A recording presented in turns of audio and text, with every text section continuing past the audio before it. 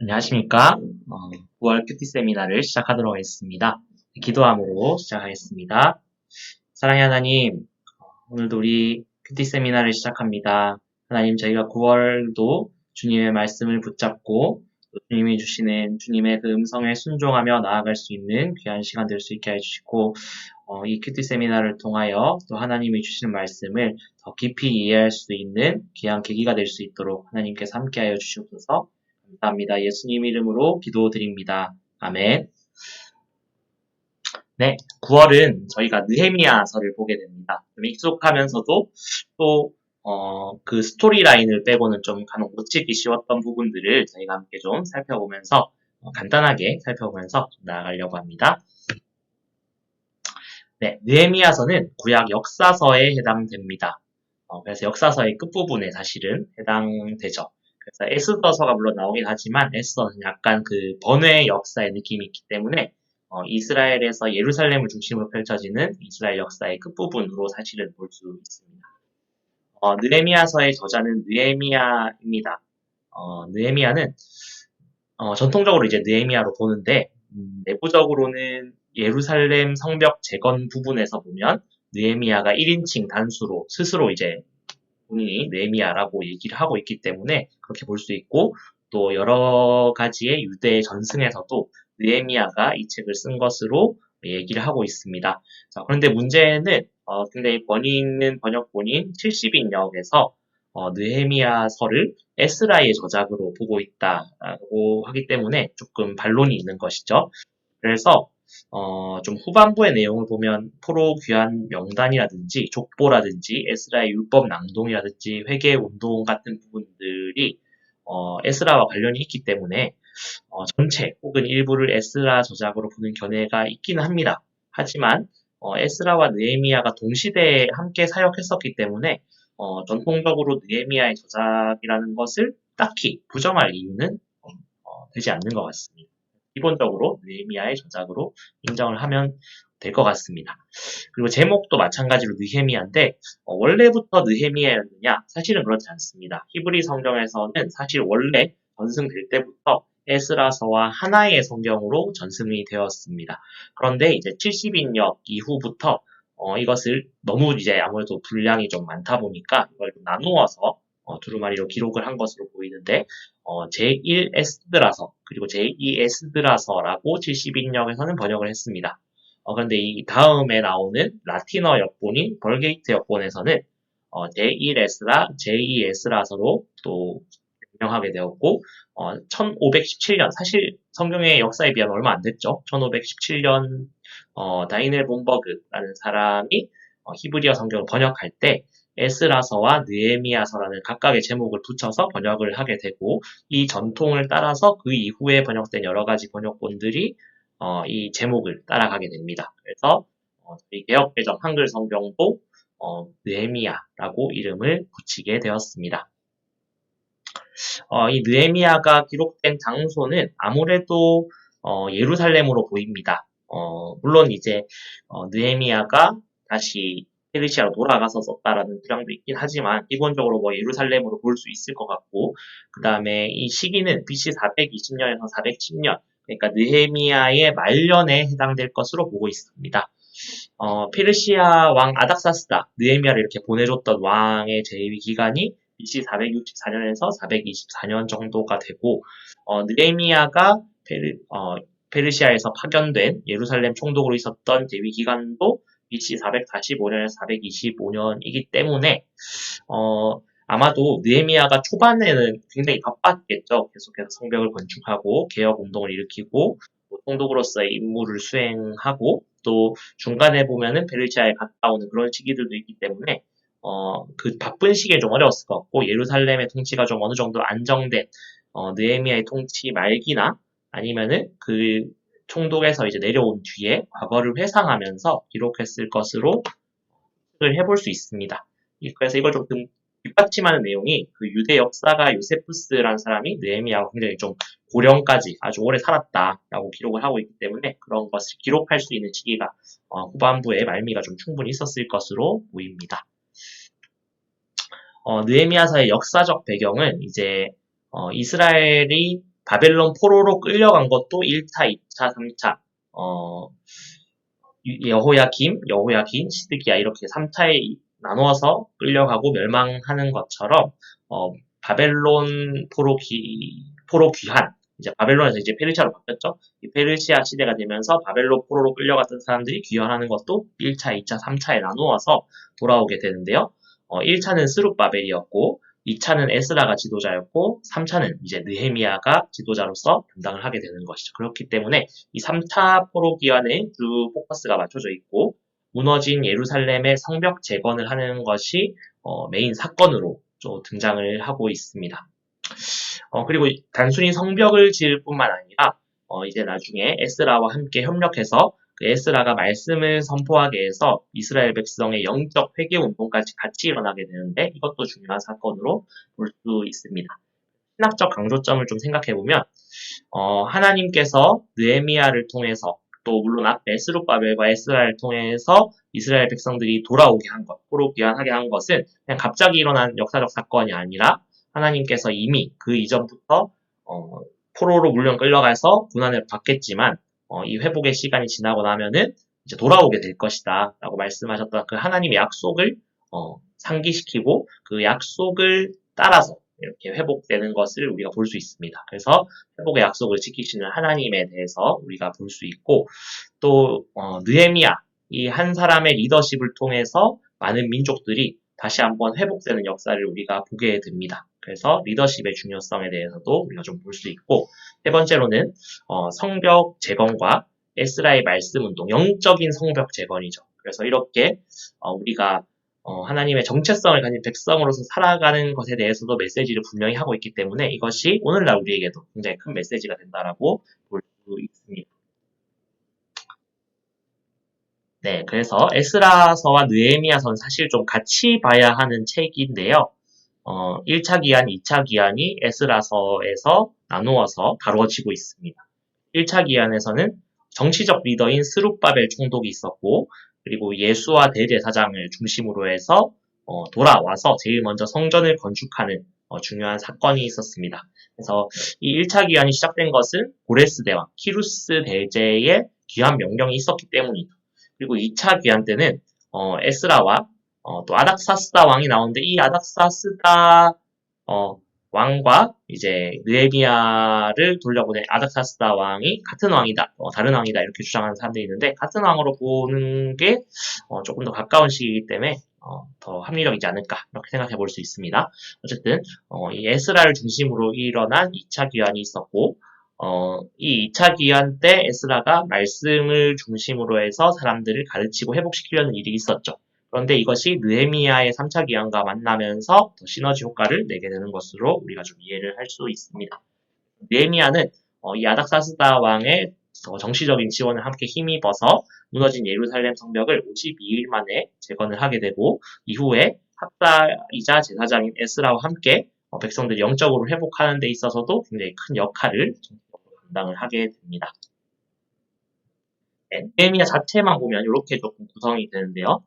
느헤미야가 성벽이 무너지고 예루살렘이 아직 제대로 회복되지 못하고 있다는 소식을 듣게 되면서 준비하고 왕에게 나아가는 그 과정을 보는 1에서 2장 그리고 이 예루살렘을 가서 성벽 재건을 준비를 하게 되죠. 그러고 3장부터 본격적으로 성벽 재건 사역을 빠르게 시작하게 됩니다. 그 7장 끝부분에서 완수하게 되고 그리고 성벽을 짓고 그냥 끝나는 것이 아니라 8, 9, 10장에서는 하나님의 말씀을 기억하면서 다시 한번 이 말씀에 따라 살자라고 하면서 영적 운동이 일어나고 11에서 13장까지는 그 말씀에 따른 실질적인 삶의 변화들을 백성들 안에서 조치하는 모습들을 우리가 보게 됩니다.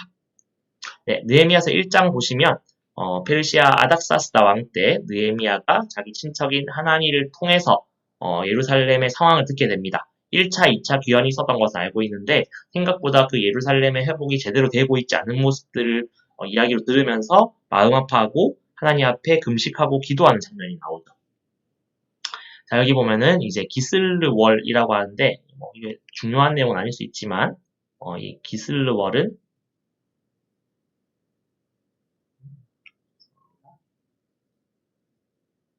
아, 페이지 누락이 된 것 같네요. 그냥 말로 설명하면은 이 기슬월은 양력으로 치면 11월에서 12월 그 중간쯤이 됩니다. 그래서 11월 중순부터 12월 중순까지로 볼 수 있는데 이 유대력이 좀 복잡하죠.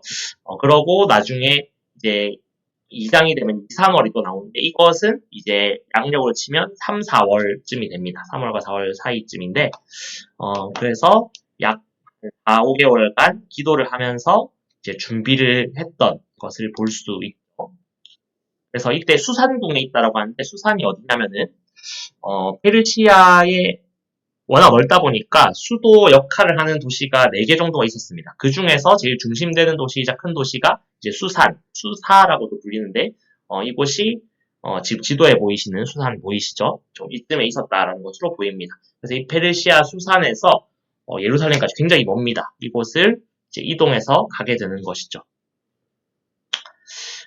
이때 페르시아 수사에 있던 이 느헤미야가 아마도 이때부터 좀 덩대에서 유명한 인물이었겠죠. 이 사람이 이제 기도하기 시작합니다. 하나님 앞에서 하나님 말씀을 기억하죠. 하나님이 회복시키겠다, 돌아가게 하겠다는 그 말씀을 분명히 느헤미야가 알고 있었고 그 하나님의 언약에 근거해서 기도하고 있었던 것이죠. 기도하는 중에 내가 왕의 술관원이 되었다라고 11장에 나오죠. 11절에 나오죠. 그래서 느헤미야 1장 말부에 보면 느헤미야가 왕의 술 맡은 관원이 되게 됩니다. 그리고 2장에 보면 이제 아닥사스다 왕이 술 맡은 관원으로서 느헤미야를 곁에 두게 되죠. 이때 당시에 이제 술 맡은 관원이라는 것은 굉장히 중요한 직책이었습니다. 왕이 먹고 마시는 음식에 얼마든지 사람들이 독을 타서 암살을 할 수 있는 그런 상황이었기 때문에 왕이 가장 신이 많은 신하 중에 한 명이 이 술 맡은 관원이 된다는 것이죠. 그래서 고위관직입니다. 그래서 페르시아가 아마도 다문화 다민족 정책을 추진했기 때문에 바벨론 포로 시기 때와는 다르게 정복당한 국가 출신인 느헤미야도 이와 같이 고위관직이 좀 될 수 있었던 것으로 보입니다. 물론 다니엘과 같이 좀 특출난 케이스들은 또 계속해서 관직에 있기도 했지만 어쨌든 느헤미야도 굉장히 특별한 인물이었죠. 그래서 느헤미야는 이 자신의 근심을 읽은 왕이 물어보자 하나님 앞에 묵도합니다. 4절에 보면 왕 앞에 있는데 굉장히 근심에 쌓인 포장을 한다는 건 사실은 되게 불경한 죄가 될 수 있는 거죠. 근데 그럼에도 불구하고 느헤미야는 이것이 자신의 기도에 대한 응답이라고 생각하면서 하나님 앞에 묵도하죠. 소리 없이 잠깐 기도를 합니다. 항상 이제 중요한 순간들이 왔을 때 기도하는 느헤미야의 태도들이 지금부터 계속해서 나오게 되는데요. 그러고 나서 왕에게 오히려 강하게 요구를 합니다. 내 고향이, 내 조상의 땅이 막 불타고 망가진 모습이라고 내가 보고를 받고 왕이 너무 마음이 아픕니다. 라고 하면서 나를 좀 도와주십시오. 라고 하는 거죠. 그래서 오히려 왕에게 당당하게 요구하죠. 이 성벽을 재건할 수 있는, 이 도시를 재건할 수 있는 그런 자재들과 함께 나에게 그 조서를 내려줘서 충분히 통과할 수 있게 해주시고 요청을 했더니 왕이 그거 플러스 군대 장관과 마병까지 붙여주면서 호위병까지 붙여주면서 느헤미야가 잘 갈 수 있도록 도와줍니다. 이것이 하나님의 은혜 안에서 이루어진 것임을 느헤미야는 고백을 하죠.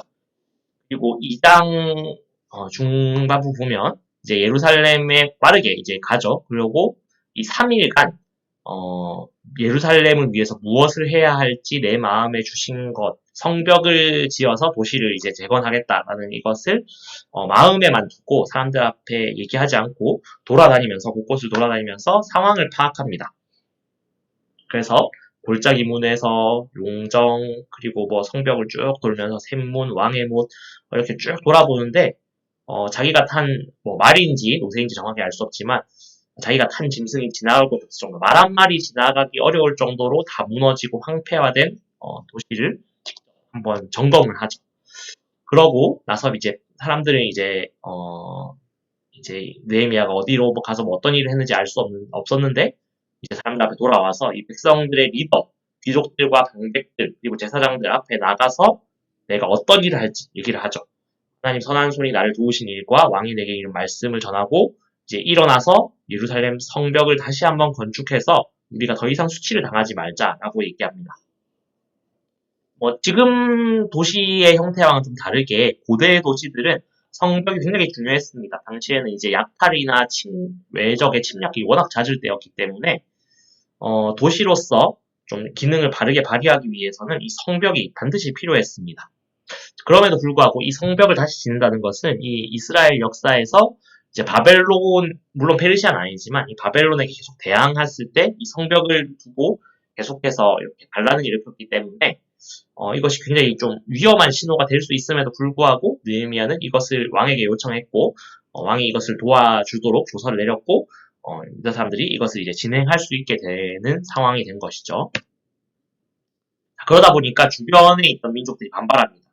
이스라엘이 강성해지는 것을 원하지 않았던 주변에 있는 민족들, 이 민족들도 사실은 페르시아의 지배를 받고 있는 상황이죠. 근데 그럼에도 이제 이스라엘과 경쟁 관계에 있으니까 이들이 세지는 것을 원하지 않죠. 근데 이 사람들도 처음에는 이 성벽 건축이 쉬운 일이 아니기 때문에 이 사람들이 해낼 수 없을 것이라고 생각했습니다. 그렇기 때문에 비웃죠. 그리고 이것이 왕을 배반하는 일이다 막 하면서 유언비어를 퍼뜨리죠. 자, 그런데 이것이 느헤미야가 대답하기는 하늘의 하나님이 우리를 형통하게 하시리니 그의 종들인 우리가 일어나 건축하려니와 오직 너희에게는 예루살렘에서 아무 기업도 없고 권리도 없고 기억되는 바도 없다. 니네들이 무슨 상관이냐. 왕이 허락한 거다. 라고 하면서 느헤미야는 진행을 하게 되죠. 자, 그러면서 이제 진행을 어떻게 하는지 과정이 쭉 나오고 있습니다. 3장에서 느헤미야의 감독하에 많은 사람들이 성벽과 성문과 망대, 그 성벽의 구성 요소들을 이루어가는 것들을 이야기하고 있는데 이때 물론 느헤미야가 총 감독을 했지만 각 지역의 중요한 리더들이 나서가지고 자기 재산과 재물을 내서 또 헌금을 해서 이 성벽과 망대와 성문을 재건하는 것들을 이야기하고 있습니다. 그냥 느헤미야 혼자서 한 것이 아니라 리더십들의 협력을 얻어낸 것이죠. 그래서 어느 가문이, 어느 지파가, 어느 사람이 이것들을 재건했는가에 대한 이야기들을 하고 있습니다. 그래서 이것을 좀 그림으로 보면 다음과 같은데요. 양문에서부터 설명이 시작합니다. 오른쪽 위쪽에 있죠. 정말 양이 지나가는 그 문이었기 때문에 양문이라고 했고, 옆에 보면 또 물고기가 지나가는 어문, 옛문, 넓은 성벽, 그 다음에 골짜기 문, 그 다음에 실로암 못이 있고 지나서 이제 분문이어 나왔는데 이제 한마디로 똥이나 이제 굉장히 더러운 배설물들을 내보내는 곳이었고 아무래도 성전에서 제사를 지내다 보면 그런 것들이 나오게 되니까 이런 것들을 내보내는 곳이죠. 그리고 샘문, 수문, 그다음 네오민망대, 오벨 성벽을 지나서 마문, 말이 지나가는 문, 그다음 동문, 한밑관문으로 해서 다시 양문으로 돌아오는 이 성벽 중축 과정을 3장에서 쭉 이야기를 하고 있습니다. 그래서 이것을 3D 화면으로 보면 이제 물론 이것을 이제 재현해 놓은 것이긴 하지만 아마도 이런 형태의 성벽과 성과 성전이 있었을 것으로 보입니다. 물론 저 성은 이제 다윗성을 제거를 하지는 못했지만 성전이 있는 위치나 성벽 형태는 다음과 같았을 것으로 보입니다. 그리고 이 바깥에도 사람들이 살았겠죠. 농사를 짓고 사람들이 사는 이런 것이 예루살렘의 형태입니다. 자, 그리고 4장 보면은 이제 주변 사람들이 계속해서 방해를 합니다. 성벽이 한 절반 정도 건축됐을 때 처음에는 조롱하던 사람들, 그거 할 수 없다, 이렇게 얘기를 하던 사람들도 좀 불안해하기 시작하죠. 그래서 그래도 보면서 사람들이 이제 건축하는 돌성벽은 여우가 올라가도 무너질 것이다, 허술할 를 것이다 라고 하는데 그렇지 않았죠. 그러면서 성벽이 계속 건축이 됩니다. 그러면서 실질적으로 막 공격을 하기도 하니까 사람들이 일만 하는 것도 힘든데 절반은 갑옷을 입고 창과 방패와 활을 가지고 그리고 성전을 건축하는 사람들이 한 손으로 일을 하고 한 손으로는 칼이나 병기를 잡고 싸울 준비를 하면서 일을 합니다. 그러니까 주변에서 함부로 공격해올 수 없게 되죠. 그리고 느헤미야와 느헤미야 집안 사람들은 낮에는 일하고 밤에는 성 안에서 다른 사람들이 쉴 동안 이렇게 보초를 서는 등의 솔선수범하는 모습들을 보여주면서 주변 민족에 대해서 주변에서 방해하는 사람들에 대해서 실질적인 방비를 하면서도 하나님 앞에서 계속 기도하면서 그러면서도 담대하게 느헤미야는 일을 진행하게 되죠. 4장에서 이렇고요. 5장에 가면은 이스라엘 내부에서 좀 내분이 좀 일어나게 합니다. 유다 백성이 좀 식량난을 겪게 되죠. 같이 계속 일을 하면서 하다 보니까 이렇게 먹을 것도 부족하고 이렇게 하는데 보면은 가난한 백성들을 책임져야 될 유다의 지도자들이 오히려 그 사람들한테 돈을 빌려주면서 세금도 내야 되고 밥도 먹고 해야 되니까 이 사람들에게 높은 이자를 주면서 물건을 빌려주는데 고리대금을 한 거죠. 그 사실을 알게 된 느헤미야는 굉장히 분노합니다. 그래서 굉장히 크게 노하는데 깊이 생각하고 함부로 막 행동하지 않아요. 깊이 생각하고 그 사람들에게 바르게 말을 하죠. 우리는 이방인의 손에 팔린 우리 형제 유다 사람들을 우리의 힘을 다하여 도로 타졌는데 너희는 너희 형제를 팔고자 하느냐. 당시에 이제 빚을 지고 빚을 갚지 못하면 노예로 삼았기 때문에 이것이 형제를 파는 행동이나 마찬가지다라고 하면서 비난하죠. 그러고 자기가 솔선수범했던 행동에 대해서 얘기를 하는데 아마도 이것은 성벽을 짓는 과정에서가 아니라 또 성벽을 다 짓고 나서 이때도 물론 이렇게 얘기를 했겠죠. 그런데 이제 시간이 지나고 이걸 기술하다 보니까 12년 정도 12년 정도 자기가 이렇게 총독으로 있으면서 이제 후에서 이제 회고를 하는 거죠. 내 형제들이 총독의 녹을 먹지 아니하였다. 아마도 느헤미야는 자기가 페르시아 본국으로 받았던 봉급 그리고 그 전까지 자기가 쌓았던 재산 외에 유다 지역을 통치하면서 마땅히 세금을 걷어서 자기가 총독으로서 권한을 행사할 수 있음에도 불구하고 그렇게 하지 않았던 것으로 보입니다. 그래서 그렇게 했던 이유는 자기가 본을 보이기 위해서죠. 그리고 내상에 보면 유다 사람들과 민장들 150명이 항상 같이 밥을 먹어야 되는 그런 사람들이 있었고 또 주위의 이방 족속들이 자기에게 이렇게 외교적으로 왔을 때도 대접도 해야겠죠.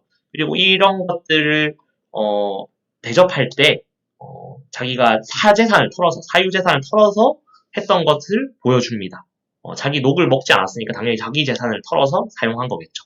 그래서 이렇게 하지 않았느냐라고 하면서 왜 그렇게 했는가? 하나님이 이 백성을 위해서 행한 모든 일들을 기억하셔서 은혜를 베풀도록 하기 위해서 자기는 떳떳이 그렇게 행동했다. 근데 왜 너네 사람들에게 백성들에게 그렇게 돈을 받고 고리대금을 하고 사람들을 노예로 삼으려고 하느냐라고 하면서 이 내분을 정리하는 모습이죠. 그래서 이런 내분이 정리되었기 때문에 성벽을 무사히 지을 수 있게 됩니다. 그래서 6장으로 가면 다시 성벽 건축으로 돌아가는데요. 도비아와 게셈과 이런 사람들이 계속해서 성벽 재건을 방해하려고 합니다. 처음에는 막 암살하려고 하고요. 그런데 느헤미야는 속지 않죠. 그러고 이제 스마야라는 거짓 선지자를 뇌물로 매수를 해서 암살자가 오니까 성전으로 들어가서 숨을 하려고 하는데 이 성전 내소로 들어가면 안전하긴 하겠죠. 사람들이 이렇게 방어를 해줄 수 있으니까 안전하긴 한데 이게 율법을 어기는 셈이 됩니다. 그렇게 해서 아마도 느헤미야의 정치적인 종교적인 그 권위를 실추시키려고 했던 것으로 보이는데 느헤미야는 그렇게 하지 않아요. 내가 어떻게 나 같은 몸이면 이래서 이제 느헤미야가 뭐 넷이었다 이렇게 주장하는 사람도 여기 이제 그 주장을 가지고 하기도 하는데 성전 외소에는 이제 오자라고 하죠. 이 당시 오자인 사람들은 들어가면 안 되도록 돼 있습니다. 그리고 그 외에도 이제 자신 스스로 죄가 있다고 생각하면 함부로 들어가실 수 없는 곳이죠. 그래서 어쨌든 함부로 들어갈 수 없기 때문에 이 율법을 어기지 않기 위해서 느헤미야가 이게 들어가지 않습니다. 일종의 담대함이고 이것이 대략이라는 것을 눈치챘기 때문에 그럴 수도 있지만 느헤미야의 본래 신앙이 율법에서 안 된다고 하는 것은 철저히 안 되는 것을 지켰기 때문에 그렇게 행동했던 것으로 보이죠. 어쨌든 이런 원수들의 계략을 방해자들의 계략을 다 물리치고 두렵게 하고 범죄하게 하려고 했던 그 악한 말, 그죠? 나를 비방하려고 했던 이것들에 대해서 느헤미야가 다 벗어나게 됩니다. 그렇게 되면서 성벽을 무사히 지을 수 있게 되죠. 그래서 성벽 역사가 52일 만인 엘룰월에 끝이 났다라고 하면서 하나님께서 이 역사를 이루신 것을 안다라고 느헤미야는 고백합니다. 자기가 잘했다라고 고백하지 않고 하나님께서 자신을 통해서 이 역사를 이루게 하셨다라고 하죠. 그리고 7장이 되면 이 성벽이 건축이 완료되면서 백성들의 계보를 한번 정리하는 시간을 갖습니다. 왜냐하면 그렇게 해야 족보를 정리를 해야 제사장이 누군지, 레위인이 누군지, 하나님의 그 성전에서 중요한 역할을 해야 될 사람이 누군지를 구분할 수 있기 때문이죠.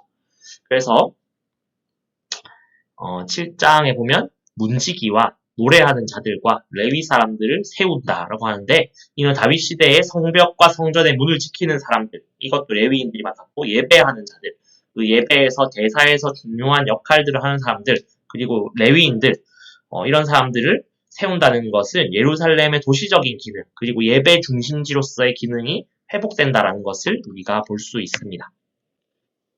그래서 귀족들과 민장들과 백성들을 모아서 그 계보대로 등록하게 하면서 각 지파들을 다시 정리하고요. 돌아온 자들의 계보를 정리해서 누가 예루살렘에서 지키면서 살 건지, 누가 어떤 역할을 맡아야 하는지들을 정리를 하게 되죠. 이 독보가 쭉 나오게 되는데, 이 독보 자체가 뭐 엄청 중요하진 않으니까요. 쭉 넘어가다 보면은 63, 64절 이런 내용들이 나옵니다. 종족이나 계보가 이스라엘에 속하였는지 증거할 수 없는 사람들이 나오는데, 이 사람들이 그냥 평범한 백성이면 괜찮은데, 이 사람들이 제사장 족속이라고 하니까 좀 곤란해지는 거죠. 그래서 제사장인지 아닌지 알 수 없기 때문에 느헤미야가 이들에게 역할을 주지 않습니다. 제사장으로서 역할을 수행하지 못하도록 하는데, 이것은 느헤미야가 뭐 차별했다 이런 것보다 공정하지 않은 일에는 그만큼 좀 조심성 있게 접근했다라고 볼 수 있습니다. 그만큼 느헤미야의 개혁 정책이 좀 철저하게 수행됐다는 것을 보여주는 장면이죠.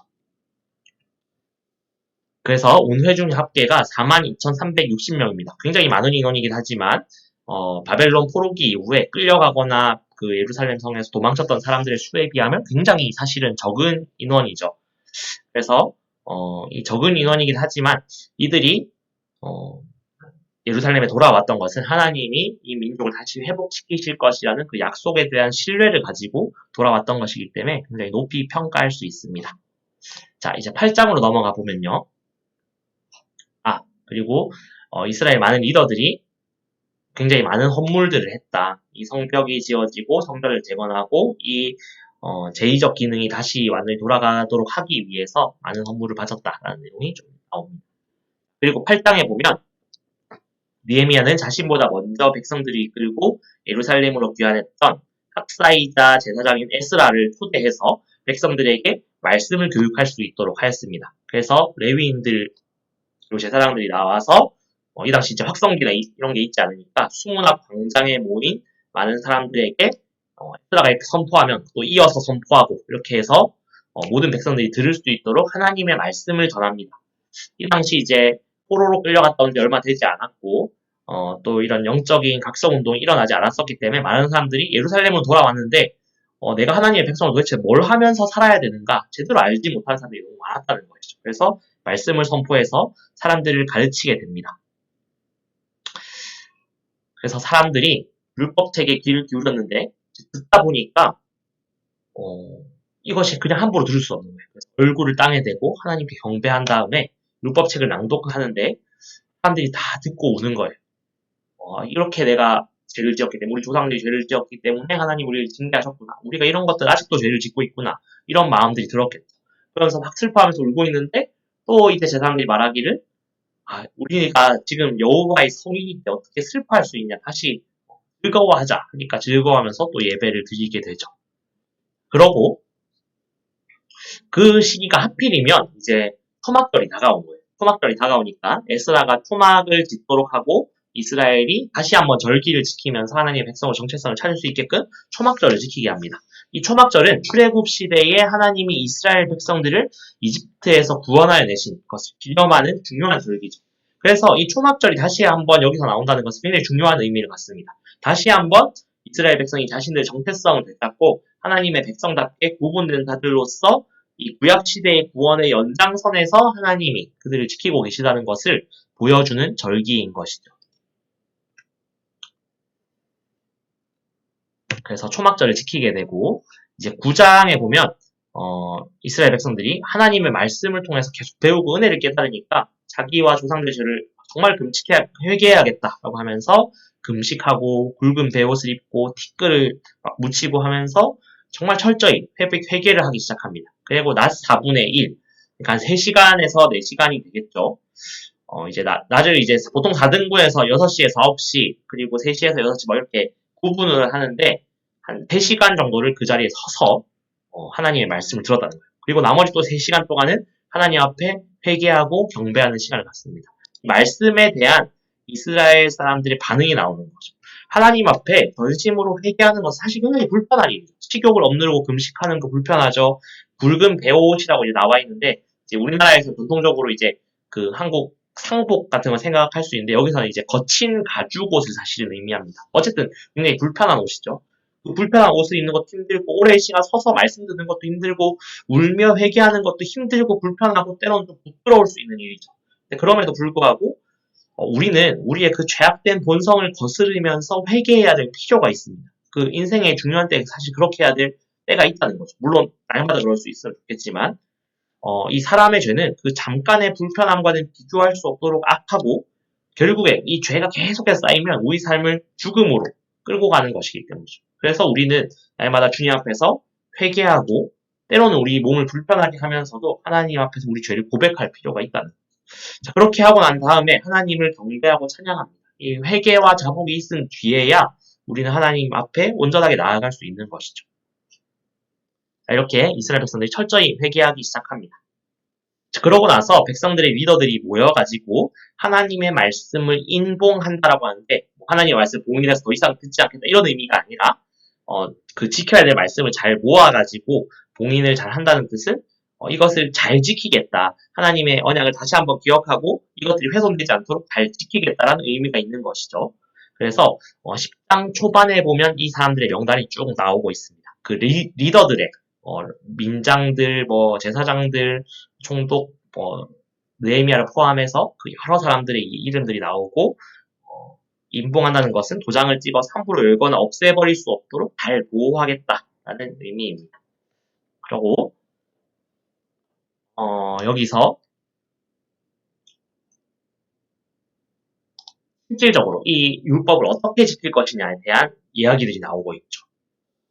모든 백성이 율법을 지키기로 하는데 이방인들과 결혼하지 않고 안식일을 지키고 안식년을 지키고 이렇게 하면서 하나님의 말씀대로 살겠습니다 라고 하고 있죠. 이게 실제로 지키기 굉장히 어려운 거죠.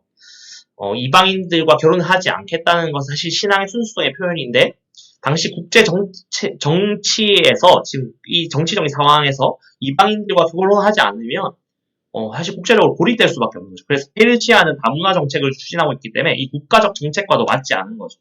그리고 이스라엘은 온전한 신앙을 위해서 이런 위험을 감수하기로 한 겁니다. 그리고 안식년, 안식일 이런 거 지키면 그만큼 지금 예루살렘에서 먹고 살기 힘든 상황인데 경제적으로 이득을 포기하는 게 되죠. 이런 불편함을 감수하면서도 이렇게 하겠다라고 결단을 한 겁니다.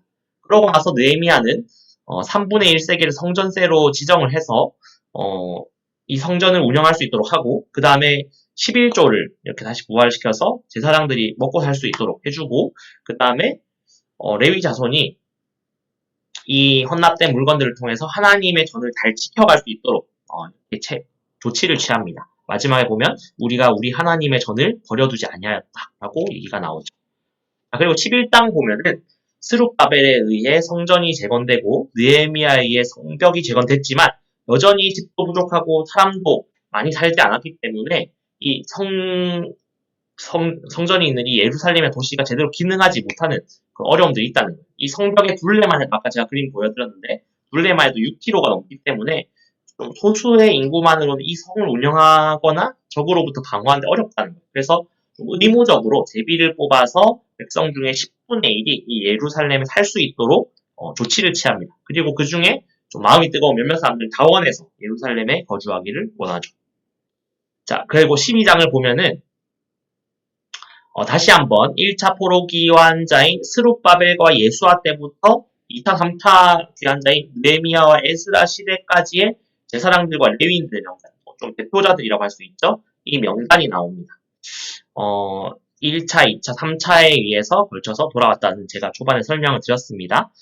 그래서 이런 돌아온 사람들의 명단을 다시 한번 정리하고 이렇게 내용이 나옵니다. 그러고 나서 봉헌식이 나오는데요. 27절부터 이어지는 성벽 봉헌식은 이야기 흐름상 아마 7장 이후에서 그냥 바로 이어지는 내용으로 보여요. 그 중간에 이제 다른 에피소드들을 좀 정리한 것이고 이스라엘 백성은 하나님께 감사하면서 찬양으로 영광을 돌리게 됩니다. 그러고 13장으로 넘어가겠습니다. 이게 13장 마지막 장인데 성벽을 잘 완성했어요. 모든 일이 잘 끝난 것 같고 성벽 봉헌식까지 잘 하고 백성들에게 이제 다시 한번 잘 살겠습니다 했는데 느헤미야가 이제 성벽을 중요한 일들 다 끝냈으니까 페르시아 본국으로 잠깐 돌아갔다 오는 시기가 있습니다. 근데 이 당시 이 길이 굉장히 가깝지 않기 때문에 제법 몇 달 걸렸을 것으로 보여요. 자, 그렇게 하고 돌아왔는데 예루살렘 분위기가 이상해진 거죠. 대사장 엘리야십이 암몬 사람, 그러니까 다른 민족인 도비야를 심지어 예루살렘 안도 아니고 성전 안에 살 수 있도록 집을 만들어준 거죠. 뭐 잘 보이고 싶었나 봐요. 자, 근데 이것은 명백한 율법 위반이죠. 그래서 다시 돌아온 느헤미야는 이 도비야를 내쫓고 성전을 다시 한번 정결하게 했습니다.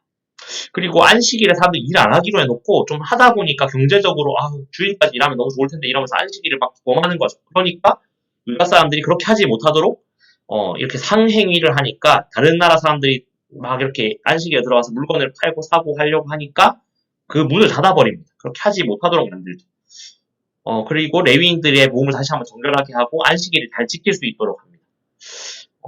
레위인들에게 줘야 될 것들을 주지 않았던 것 같아요. 그 성전세라든지 11조라든지 이런 것들을 잘 주지 않아서 이 사람들이 먹고 살기 어려우니까 다 막 자기 밭으로 가서 일하기 시작합니다. 그러니까 다시 이렇게 하도록 만든 백성의 리더들을 꾸짖고 다시 한번 레위인들이 돌아와서 제사장들이 돌아와서 제사와 성전 제도가 잘 돌아갈 수 있도록 정비를 하죠. 그리고 안식일을 범한 사람들을 꾸짖습니다. 그리고 돌아오지 못하도록 왜 이방인들이 이때 들어와서 상행위를 하지 못하도록 안식일에 진정한 휴식을 취할 수 있도록 안식을 취할 수 있도록 하죠. 그러고 이방 사람들의 아내를 아까 안 삼기로 했는데 그 아내로 삼은 사람들에 대해서 뭐라고 합니다. 그리고 그들의 자녀들이 이방인들의 말을 하는데 유다인들의 말, 유대인들의 말에 이제 히브리어를 하지 못하니까 저주합니다. 이 사람들을 이제 쫓아내죠. 이것은 사실 느헤미야가 뭐 민족 차별주의자였기 때문에라기보다 이 당시의 상황을 정확히 보면 그 솔로몬 이야기도 또 나오는데 이방 여인들과 결혼해서 처음에는 좀 잘 되는 것 같았지만 오히려 이방 여인들이 갖고 온 우상으로 인해서 백성들이 하나님 앞에 범죄하고 순수성을 잃어버리면서 이스라엘이 망하도록 하는 단초가 됐다는 거죠. 그래서 느헤미야가 이방인들과 결혼을 금지한 것은 어떤 민족 차별적인 정책이 아니라 백성들의 순수한 신앙을 지킬 수 있도록 하기 위한 신앙적인 조치였습니다. 그래서 아까도 얘기했지만 이런 신앙적인 조치였는데 이렇게 하면은 이스라엘이 굉장히 좀 사실은 곤란해지는 게 맞아요. 국제사회에서 왕따가 되고 페르시아와의 정책과 좀 반대되는 것이기 때문에 좀 여러 가지 비난을 받을 수 있습니다. 근데 그럼에도 불구하고 신앙의 순수성을 위해서 느헤미야는 다시 한번 이런 정책을 강조하죠. 그러면서 이제 느헤미야가 사실은 끝이 나게 됩니다. 그래서 느헤미야서를 보다 보면 성벽을 재건하는 거 굉장히 중요한 일이죠. 이 시스템을 다시 한번 복구하고 우리와 그 하나님의 거룩한 백성과 세상의 그 잘못된 문화와 단절시키는 역할을 하는 것이 사실 이 성벽이죠. 그리고 우리 영적인 성벽도 필요합니다. 하나님의 말씀을 중심으로 해서 우리가 그 잘못된 문화, 하나님을 반대하는 문화 이런 것들과 굉장히 강하게 저항하는 이런 문화를 세워가는 것은 굉장히 필요한 일이라는 것을 우리가 느헤미야를 통해서 볼 수 있습니다. 그리고 또 하나님의 그 약속, 회복하시겠다는 그 하나님의 약속을 반드시 이루신다. 그리고 그때에 분명히 준비된 한 사람을 사용하시는데 그것이 또 우리가 될 수 있다라는 것을 우리는 볼 수 있습니다. 느헤미야와 같이 이 세상 문화에 저항하며 때로는 그것이 자신의 그 이득과 정치적인 것들을 내려놓아야 하는 우리의 정말 유익한 것들을 내려놓아야 하는 때일지라도 느헤미야와 같이 내려놓고 공동체를 위해서 오히려 우리를 하나님 앞에 드릴 수 있는 우리가 되기를 원합니다. 이렇게 9월 큐티 느헤미야 본문을 간단하게 좀 정리를 해보았습니다. 자, 기도하고 마치도록 하겠습니다. 사랑의 하나님 감사합니다. 느헤미야를 통해서 우리에게 주셨던 말씀을 우리가 깊이 마음에 새기면서 우리가 이 나라와 이 민족과 이 사회를 새롭게 갱신할 수 있는 느헤미야와 같은 사람, 하나님의 말씀 앞에 서서 하나님 앞에 기도하며 정말로 하나님께 쓰임받는 귀한 사람들 될 수 있도록 주님께서 인도하여 주시옵소서. 하나님, 우리가 세상과 정말 성벽을 세우듯이 그 세상에서 하나님을 거부하고 반대하는 그 타락한 문화들 가운데 우리가 똑같이 관계 맺지 아니하고 정말 성벽을 세우며 영적으로 구분되어서 하나님의 거룩한 백성으로 살아갈 수 있도록 하나님 우리 가운데 함께하여 주시옵소서. 감사합니다. 예수 그리스도의 이름으로 기도드립니다. 아멘. 이상으로 큐티 세미나 마치도록 하겠습니다.